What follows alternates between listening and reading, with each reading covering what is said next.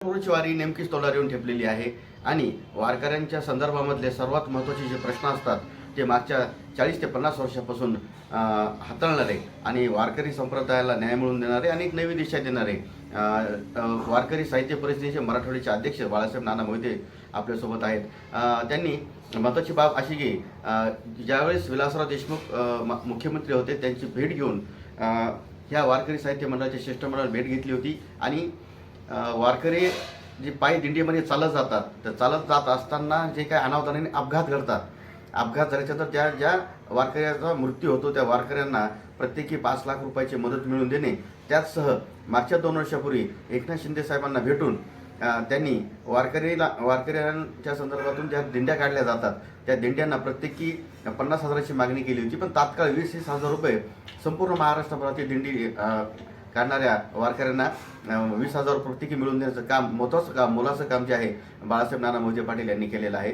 आणि त्या संदर्भातच विविध विषयांवरती आज मनमोकळेपणे नाना आपल्यासोबत गप्पा मारणार आहेत. आपल्यासोबत नाना आहेत, नानांशी आपण चर्चा करूयात. नाना, आमच्या चॅनलमध्ये आपलं स्वागत आहे. रामकृष्ण हरी. नाना, काय सांगाल, नेमकंच आता तोंडावर दिंडी आलेली आहे, कशी काय तयारी चालू आहे, काय वाटते तुम्हाला? यावर्षी जवळजवळ पाऊस समाधानकर झालेला वाटते. ज्या ज्या ठिकाणी पेरणी झाली, पाऊस पडो अथवा न पडो, वारकरी पंढरीला जाणार म्हणजे जाणार, दिंडीमध्ये सोहळ्यामध्ये जाणार म्हणजे जाणार. परिस्थिती प्रतिकूल असो का अनुकूल असो, वारी चुकून येदी हरी, वारी ही वारकरी करीतच असतो. यावर्षी जवळजवळ पूर्ण तयारी झालेली आणि लोकांचं आता श्री क्षेत्र आळंदी, श्री क्षेत्र देऊकडे मार्गस्थ लोक झालेले आहेत आपापल्या दिंडे घेऊन. आणि 7 तारखेला तुकोबरायचं प्रस्थान आहे आणि 8 तारखेला माऊली ज्ञानेश्वर माऊली यांचं प्रस्थान श्री क्षेत्र आळंदी येथे होणार आहे. नाना, मागच्या काही वर्षामध्ये आपण काही महत्त्वाचे मोलाचं काम वारकऱ्यांसाठी केलेलं आहे. जसं मी आता बोलताना सांगितलं की विलासराव देशमुख यांची भेट घेतली होती, ते काय काम होतं, नेमकं कसं होतं सांगा. दिंडीमध्ये अपघाती एखाद्या वारकऱ्याचा मृत्यू झाला तर त्याला प्रशासनाची कुठली तरतूद नव्हती. तर आज वारकरी यांनी प्रयत्न करून तत्कालीन मुख्यमंत्री विलासरावजी देशमुख यांना भेटून त्यांच्या वारसाला काहीतरी मिळावं या उद्देशाने त्यांच्याकडे मागणी केली आणि मागणी केल्यानंतर त्यावेळी त्या वारसाला एका पैसे मिळवून देण्याचं काम केलं. आणि त्यांची पहिली घटना झालेली तळगाव या ठिकाणी 4 वारकरी परभणी जिल्ह्यातले एक्सपायर झाले होते ट्रक खाली जाऊन. दिंडी सहभागी रात्री झोपली असताना गाडी खाली अचानक ड्रायव्हरनं सकाळी पहाटे गाडी सुरू केली आणि गाडी पुढे निघून गेली. आणि ते आपल्या सेलू तालुक्यातले शिंदे टाकळीचे वारकरी होते, त्यांना पहिली मदत आम्ही मिळवून देण्याचं काम केलं. आता जवळजवळ प्रत्येक दिंडीमध्ये अपघाती निधन झालं तर त्याला 5 लाखाचा त्याच्या कुटुंबाला शासकीय मदत महाराष्ट्र शासनाकडून मिळवून देण्याचं काम त्या वारकरी मंडळाने केलेलं आहे. आणि हे वारकऱ्यांना जे दिंड्या काढतात, महाराष्ट्रभरातून दिंडीचे वारकरी पायी चालत जातात, यांना सुद्धा आर्थिक मदत व्हावी या संदर्भात तुम्ही एकनाथ शिंदे साहेबांची भेट घेतली होती. माननीय मुख्यमंत्री एकनाथरावजी शिंदे यांना आमचे वारकरी साहित्य परिषदेचे महाराष्ट्राचे अध्यक्ष हरिभक्तपरायण विठ्ठल पाटील काकाजी त्यांच्यासोबत शिष्टमंडळ जाऊन अतिशय त्यांनी वारकऱ्याच्या दिंडीकरता काहीतरी मदत व्हावी म्हणून त्यांच्याकडे मागणी केली. प्रत्येक दिंडीला 50,000 रुपये द्यावेत अशी मागणी केली. आणि माननीय मुख्यमंत्री यांनी आमच्या विठ्ठल पाटील काकाजी यांच्या शब्दाला मान देऊन नव्याने तात्काळ मान्य करून त्यावर्षी आम्हाला जवळजवळ 20,000 रुपये प्रति दिंडीला देण्याचं त्यांनी काम केलं. खरंच सांगतो, हे अशक्य गोष्ट शक्य केली आमचे राष्ट्रीय अध्यक्ष हरिभक्तपरायण विठ्ठल पाटील काकाजी यांनी करून दाखवलं. आणि त्यांच्या मनामध्ये अनेक काही वारकऱ्याबद्दल करण्याच्या भावना आहेत आणि ते करत आहेत. आर्थिक मदत मिळवून देणे असेल, प्रत्येक गावाला हरिपाठ मंडळ, महिला मंडळ स्थापन करणे असेल, अनेक कामातून त्यांचं धडाडीचं काम असते आणि त्यांचं भरपूर मोठं कार्य आहे. आणि त्याच्यामुळं वारकरी संप्रदाय हा वाढत चाललेला आहे. नाना, वारकरी संप्रदाय काय वाटते, फार महत्वाचा प्रश्न आहे बघा नाना. मी म्हणतो ना, जोग महाराज संस्थेने जे घडवलेत त्या संस्थेचा जर नियमानं चाललं, ती आचारसंहिता पाळून जर चाललं तर समाजाचं नक्कीच कल्याण झाल्याशिवाय राहणार नाही. महाराज लोकांनी थोडं त्याचं भान ठेवायला पाहिजे. आपण काय बोलायला पाहिजेत आणि काय नाही हे प्रत्येकानं थोडं बोललं तर आता काय कोणी बोलायला तयार नाही. का बोलत नाहीत, आपल्याला काय करायचं? मी म्हणतो कोणीतरी बोलतं झालं पाहिजेत, कोणीतरी कोणाला कोणीतरी कडू वाळकं तोडले पाहिजेत.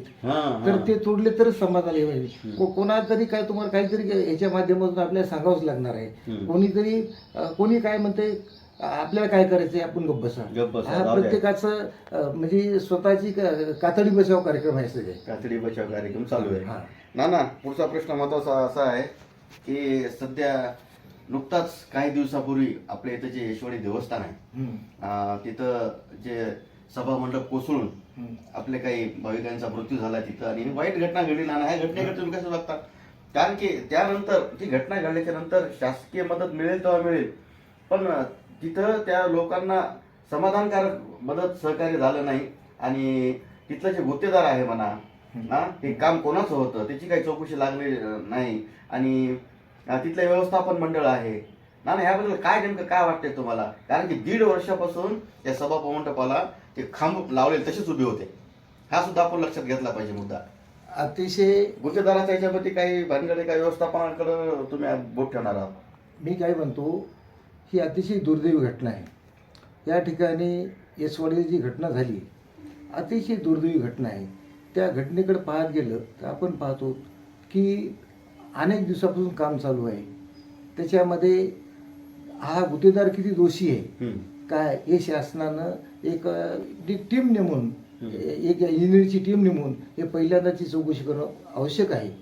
कारण असे अपघात होऊन तरुण एखादे 10-5 लोक जातात त्या ठिकाणी, 4-5 लोक, त्या कुटुंबावर काय आघात झाला असेल आणि काय असेल तर ते त्यांचं जावे त्याच्या वंशात तेव्हा कळेल. त्यांना तिथं गेल्याशिवाय आपल्याला समजणार नाही त्या लोकांचं कारण त्यांचं केवढं दुःख आहे. मग कुठल्याही पैशानं भरून येत नसते, पण भरून नाही आलं तरी कुटुंब सर्व सोंग करता येतात पण पैशात सोंग करता येत नाही. म्हणून त्या कुटुंबाला आज आधार देण्याची शासनानं गरज आहे. शासनानं काल परवाच कोणीतरी एक सांगितलं त्यांच्या कुटुंबाला 50 लोकांची मदत द्या म्हणून सांगितले. मदत द्या. मुख्यमंत्र्यांनी 5 लाखाची मदत जाहीर केलेली आहे. 5 लाखापेक्षा जास्त मदत व्हायलाच पाहिजेत. कारण त्यांचं कुटुंब आज उघडं पडलेलं आहे. करते धरते माणसं घरातले गेलेले आहेत. आणि मी म्हणेल की त्या ठिकाणी असे कार्यक्रम करतात. त्या संस्थांचं एक कार्य आहे की संस्थांना तुम्ही त्या संस्थाला भरपूर देणगी आहे. त्या संस्थांना सुद्धा 10-15 लाख रुपये द्यायला पाहिजे. कारण संस्थाकडे पैसा भरपूर आहे, देणगी भरपूर आहे, पैसा भरपूर आहे. मग त्या ठिकाणी त्यांनी काय करायला पाहिजे, अशी घटना झाल्यानंतर त्याचं पहिलं कार्य आहे की त्यांनी पहिली मदत द्यायला पाहिजे. कारण पहिली मदत द्यायला पाहिजे. तिथं मी म्हणतो ना, मंदिरं निर्माण करण्यापेक्षा मंदिरात भजन करणारी माणसं निर्माण करणं हे फार महत्वाचं आहे.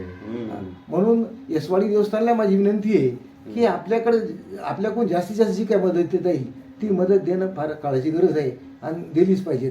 ते आपलं आद्य कर्तव्य आहे. म्हणून मी तर हे म्हणेल की ह्या धार्मिक स्थळावर हे असे प्रचाराच्या माध्यमातून निवडणुका आल्या की त्या देवस्थानावर जातात आणि तिथं कुठलं तरी कीर्तन ठेवतात आणि भंडारा ठेवतात, एखादा महाराज बोलतात आणि मग त्याच्यामुळे काय होते की हे धार्मिक पावित्र्य ह्याचं मला वाटतं कुठेतरी कमी होत चाललेलं आहे. म्हणून ह्या घटना घडत आहेत आणि घटना घडल्यामुळं ह्याच्यातून काहीतरी विनाकारण त्या ज्याचं काही चूक नाही अशाला हे भोगण्याचा प्रसंग येत असतो. आपल्या भूमिका मांडत आहेत. प्रेक्षकांना मी सुद्धा तुम्हाला विनंती करतो की नाना जे सांगत आहेत ते कटाक्षाने तुम्ही ऐका, कारण की हा फार महत्त्वाचे मुद्दे नानाने हाती घेतलेले आहेत. तोंडावरच आता आपल्याला दिंड्या निघणार आहेत आणि पंढरपूरला जाऊन विठुराचे दर्शन घेणार आहेत आणि पुढे आपण जाऊयात. पुढचा प्रश्न नाना, जे नवशिके जे आपण जे म्हणतो आजच्या काळातले जे महाराज लोक तयार झाले आहेत, निर्माण झालेले, हे काय करतात? म्हणजे असं तुम्हाला वाटतंय का की हे तिथल्या धार्मिक स्थळाचं महत्व असेल, तिथल्या काही पावित्र्य असेल, तिथल्या काही पुराणे जे काही जुने त्यांचे गुरु असतील यांच्याबद्दल महत्वाचं न बोलता हे राजकीय व्यक्तींना तिथं आणून ते त्याच्या याच्यामध्ये काय म्हणतात त्याला राजकीय व्यक्तींचा जास्त प्रचार करताना दिसतात, असं वाटतंय का ना तुम्हाला? आता सगळे चित्र आहे का तसं? तुम्ही अतिशय सुंदर प्रश्न आणि ज्वलंत प्रश्न विचारला त्याबद्दल मी तुमचंच पहिल्यांदा अभिनंदन करतो. हे खरंच सांगतो, हा प्रश्न कोणी विचारत नाही आणि हा प्रश्न विचारणं समाजाच्या दृष्टीने फार महत्त्वाचं आहे. आजकाल जे धार्मिक स्थळं आहेत ना, धार्मिक स्थळं म्हणजे राजकीय पुढाऱ्याचे प्रचाराचे एक अड्डे झाले.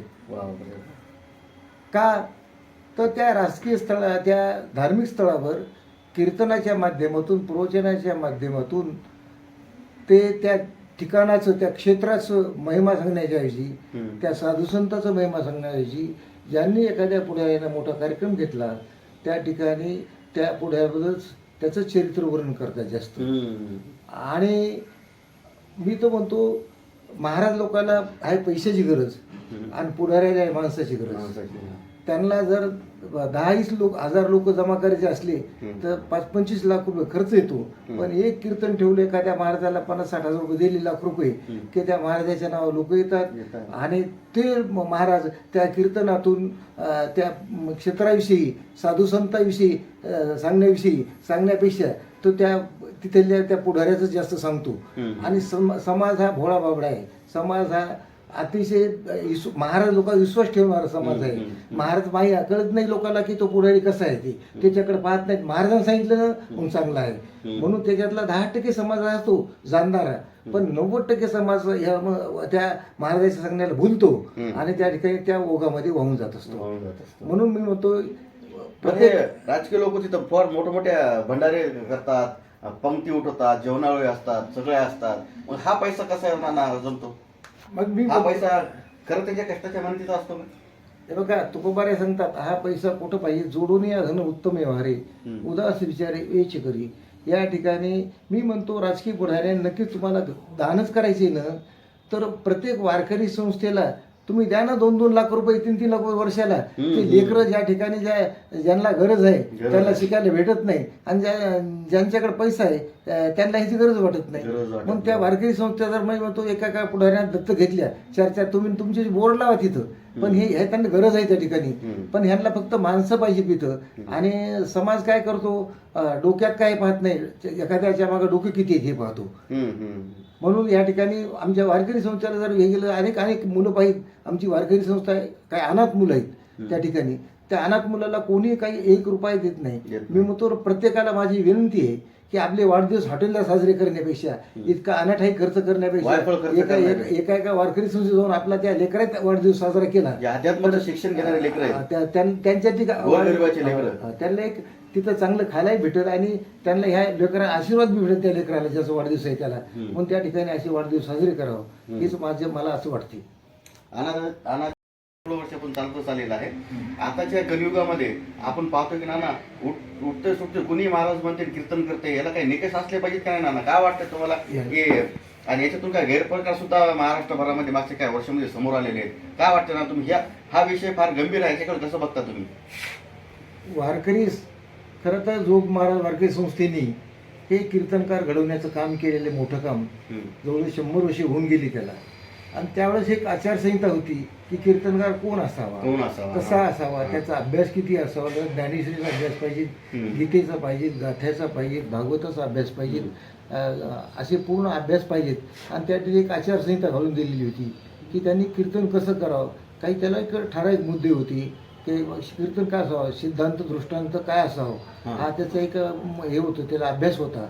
पण आजकालच्या काळामध्ये कोणी बी यावं, थोडं ऐकावं कोणाचं आणि किंबर मानून कीर्तन उभं करावं, या आचारसंहिता नाही राहिल्यामुळं मी तर म्हणेल की कीर्तनकाराला हे पैसे देण्याच्या मी विरोधात नाही, पण कीर्तनकाराला प्रत्येक गावातून कीर्तनाला तारीख घेते वेळेस त्यांना सांगायला पाहिजे हा अभंग तुम्ही घ्या आणि अभंग द्यायला पाहिजे, त्याला विषय द्यायला पाहिजे. आणि विषय देऊन त्यांना सांगायचं पाहिजे तुम्ही कीर्तनाच्या दिवशी सायंकाळी 4 वाजता या.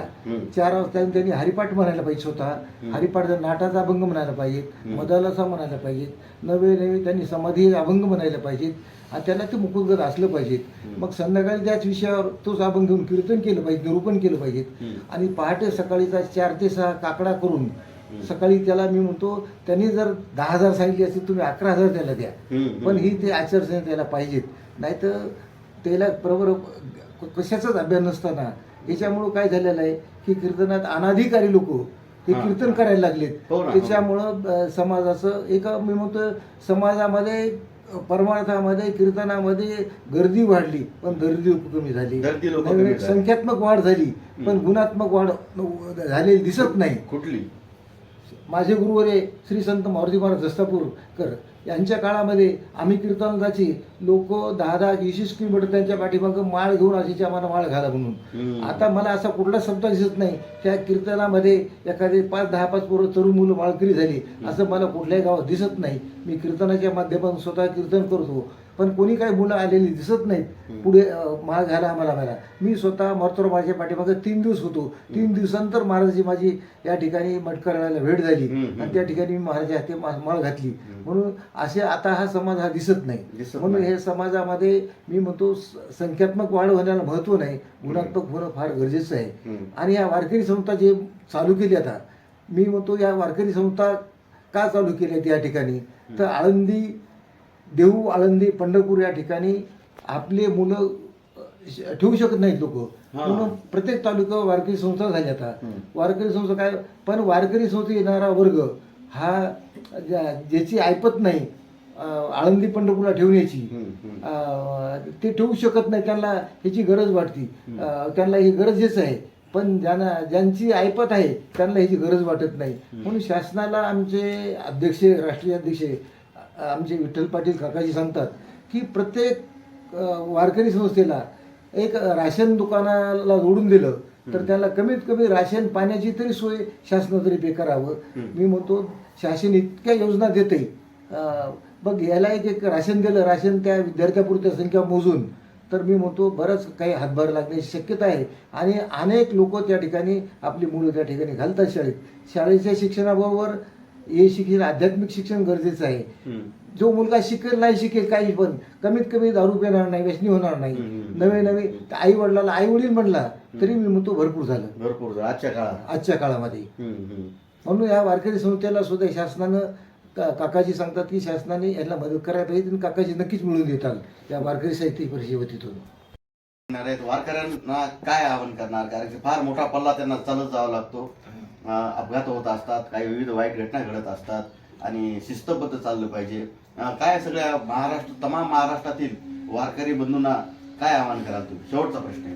मी सर्वात वारकरी बंधूंना माझी विनंती आहे की आपण श्री क्षेत्र देहूपासून पंढरपूरपर्यंत असेल किंवा श्री क्षेत्र आळंदीपासून पंढरपूरपर्यंत असेल किंवा महाराष्ट्रातून इतर ठिकाणाहून दिंड्या ज्या पंढरपूरकडे प्रस्थान होतात जातात त्या दिंडीत एकच चाल किंवा तुम्ही ह्याच्यामध्ये शिस्तीत चाला, रोडवर जाऊ नका. ते अपघात घडतात आणि घडल्यानंतर माणूस फक्त काय करते माझा कोणतरी वारीला गेला म्हणून त्याच्यावर दोष ठेवतो. मग ह्याच्याकरता आपण स्वतः कसं चांगलं चालावं आणि आपण घरदार सोडून दिंडीमध्ये कशात चालतो की भजनात जातो. मग आपल्याला जास्तीत जास्त वेळ परमार्थाला कसा देता येईल ह्याचंच आपण हे आत्मचिंतन केलं पाहिजे. तिकडे गेल्यानंतर आपण घरदार सर्व नाठवे भूक तहान काही म्हणल्यासारखं या ठिकाणी आपण सर्वांनी केलं पाहिजे परमार्थात. आणि शांततेत शिस्तीमध्ये एकमेका सहाय्य करू अवघे धरू सुपंत म्हटल्यासारखं आपण प्रत्येकाची एकमेकांना मदत करणं ही आपल्याला एक काळाची गरज आहे आणि आपण करायला पाहिजे. आपण करत आलात. आतापर्यंत परंपरा हीच 700 वर्षे होऊन गेली. ही परंपरा आपली चालू आहे आणि मग ही परंपरा अशीच आपण पुढे जपणूक करावं आणि जास्तीत जास्त तरुणांनी ह्याच्यामध्ये सहभागी व्हावं जेणेकरून पुढील पिढीला आपल्याला या ठिकाणी काहीतरी सांगण्याचा हे राहील. क्षेत्र पंढरपूर येथे आमचे त्यावेळेस तत्कालीन जिल्हाधिकारी आमचे मुंडे साहेब तुकारामजी मुंडे यांनी जी 65 एकरामध्ये वारकऱ्याला राहण्याची सोय केली ती म्हणतो त्यांचे उपकार अतिशय अगणित उपकार आहेत की वारकऱ्याला एक दिंडी उतरण्याकरता 10-20 हजार रुपये खर्च करावा लागत होता. ते जवळजवळ 65 एकरामध्ये हजारो दिंड्या उतरत आहेत आणि शासनाने त्याच्या रोड केले, पाण्याची सोय केली, सर्व केली. म्हणतो करोडो रुपयाकरता वारकऱ्याच्या खिशाला खात्री लागण्याचं काम बंद झालेलं आहे. म्हणून मुंडे साहेबांचं मी अभिनंदन करतो की खरंच आजही एक अधिकारी काय करू शकतो. जसं टी.एन. शेषननी आचारसंहिता काय असती हे पूर्ण भारताला दाखवून दिलं तर आमच्या मुंडे साहेबांनी मग त्यांचं नाव बी तुकाराम आहे आणि तुकाराम महाराज सगळं वागतात बी. मग मी म्हणतो त्यावेळेसचं काय असेल पंढरपूरचं असेल किंवा आताचं हे असेल खरंच सांगतो व्यसनापासून लोक दूर कशी होतील यातून त्यांचं कार्य अतिशय उल्लेखनीय आहे. त्यांच्या कार्याला मी सुद्धा प्रणाम करतो आणि खरंच त्यांना भगवंत आयुष्य देऊ आणि असंच त्यांच्याकडून हातावर कार्य होत जाऊ हीच पांडुरंग शनी प्रार्थना. वारकऱ्याला माझी एक विनंती आहे की आपण सर्वांनी आनंदात जावं आणि आनंदात दिंडी सोहळा पार पडावा. रस्त्याने भजन कीर्तन करावं आणि आपला आनंद घरच्याला आपल्या इतरायला द्यावा. आपल्या टी व्हीच्या माध्यमातून, आपल्या चॅनलच्या माध्यमातून जे लोक पाहतात, घरी ज्याला येऊ शकत नाहीत ते लोक पाहतात, त्यांना सुद्धा आपण आनंद द्यावा हीच विनंती. रामकृष्ण हरी. हे होते आदरणीय बाळासाहेब मोहिते नाना. मागच्या 40 वर्षापासून नाना वारकऱ्यांसाठी अहोरात्र काम करत आहेत. महत्त्वाचे शासकीय स्तरावरून त्यांनी दिंडीला आणि अपघातग्रस्त वारकऱ्यांना मदत मिळवून देण्याचं सुद्धा मोठं महत्त्वाचं मोलाचं काम केलं आहे. त्याचसोबत तुकाराम मुंढेसारख्या अधिकाऱ्यांनी 65 एकरमध्ये जे राहण्याची व्यवस्था केली त्यांचंसुद्धा कौतुक करून असे अधिकारी भविष्यात घडले पाहिजेत. त्याचसह मंदिरं जे आहेत, धार्मिक स्थळं आहेत, यांचं पावित्र्य धोक्यात कसं येतं आहे, काय येतं, याच्या पाठीमागे काय कारण आहेत. राजकीय व्यक्तींचे धार्मिक अड्डे हे प्रचाराचे अड्डे झाल्याचं सुद्धा नानांना सांगितलं आणि यासह विशेष बऱ्याच काही गोष्टींचा नानांना आपल्या चॅनलच्या माध्यमातून आज बऱ्यापैकी खुलासा केलेला आहे. पुढील भागात नानासोबत आणखी आपण चर्चा करणार आहोत. तत्पूर्वी सर्व प्रेक्षकांना वारकऱ्यांच्या या शिलेदारा करून सर्वांना हार्दिक हार्दिक शुभेच्छा. कॅमेरा पर्सन बंडू कांबळेसह मी अमर गालफडे, स्वराज न्यूज मराठी, परभणी.